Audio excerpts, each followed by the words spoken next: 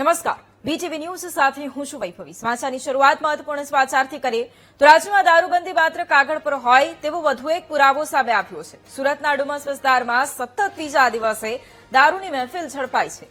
ગઈકાલે રાત્રે રાજહંસ બેલીઝા નામના ફ્લેટમાં 6 વેપારીની દારૂ પાર્ટી ઝડપાઈ હતી।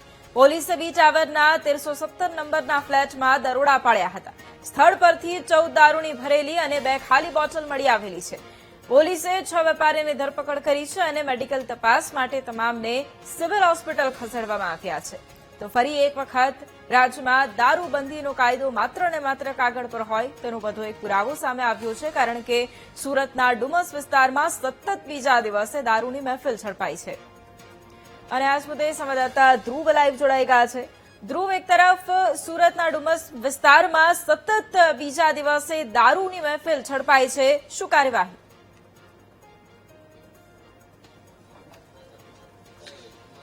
બિલકુલ, સુરતના ડુમસ વિસ્તારમાંથી 2 દિવસમાં બીજી વખત જે છે તે દારૂની મહેફિલ કરતા હોય તે પ્રકારની ઘટના જે છે તે સામે આવી છે અને પોલીસે આ વખતે પણ 8 જેટલા વેપારીઓને ઝડપી પાડ્યા છે। આપણી સાથે જે એમબી પટેલ સાહેબ છે, ડુમસ પોલીસ સ્ટેશનના પીઆઈ જે જોડાયા છે તેઓની સાથે વાત કરીશું। પટેલ સાહેબ, બીજી વખત 2 દિવસમાં બીજી વખત આપણે અહીં ડુમસમાંથી એક દારૂની મહેફિલ ઝડપાઈ છે, કઈ રીતની કાર્યવાહી, કેટલું ગંભીર?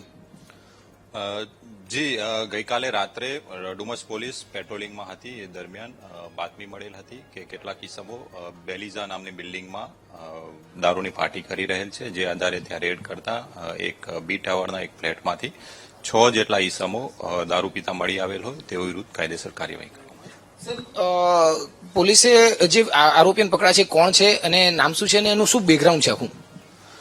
6 જેટલા જે ઇસમો પકડ્યા છે એ કાપડના વેપારી છે અને એ લોકો સુરત સિટીના જ રહેવાસી છે।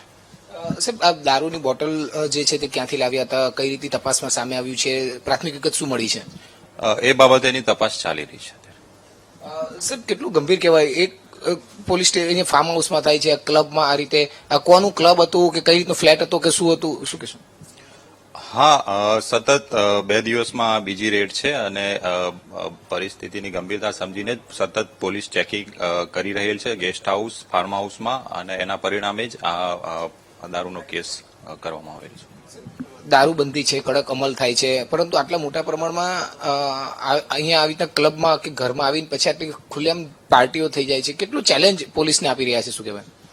જી, હજુ પણ જો કોઈ સમૂહ આવી રીતે પાર્ટી કરતા હશે તો પોલીસ દ્વારા આવી જ રીતની કાર્યવાહી કરવામાં આવશે।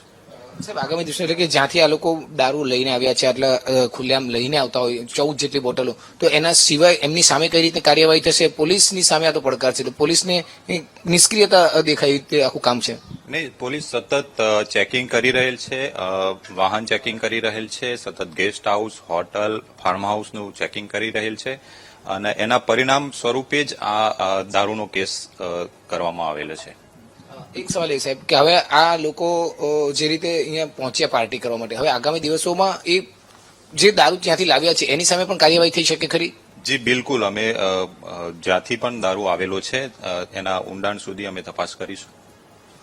બિલકુલ, એટલે આ હતા ડુમસ પોલીસ સ્ટેશનના પીઆઈ એમબી પટેલ। જે રીતે આખો 2 દિવસમાં બીજી ઘટના છે અને રાજહંસ બેલીઝિયા જે ફ્લેટ્સ આવ્યો છે, જ્યાં ક્લબ હાઉસ છે, જે પોતાના નામે ફ્લેટ ખરીદતા હોય છે, તેમાં આ આખી આ જે ઘટના જે છે તે સામે આવી છે। પોલીસે હાલ તો 6 જેટલા જે કાપડ વેપારીઓ છે તેની ધરપકડ કરી લીધી છે અને કાયદેસરની કાર્યવાહી પણ શરૂ કરી છે, પરંતુ મોટી વાત એ છે કે ડુમસ વિસ્તારને હવે જે આવા વેપારીઓ હોય કે નબીરાઓ હોય તે પાર્ટીનું એક હબ બનાવી રહ્યા છે અને પોલીસ માટે પણ હવે નવી ચેલેન્જ વધી જતી હોય તેવું જોવા મળી રહ્યું છે। 2 દિવસમાં પોલીસે બીજી ઘટનાને અંજામ આપનાર જે વેપારીઓ છે કે નબીરાઓ જે હોય છે તેને પકડી પાડ્યા છે, એટલે કે સૌથી મહત્વનું અત્યારે આ પોલીસની કામગીરી સામે બની રહી છે। જી બિલકુલ, આભાર ધ્રુવ જોડાવા માટે અને જાણકારી આપવા માટે।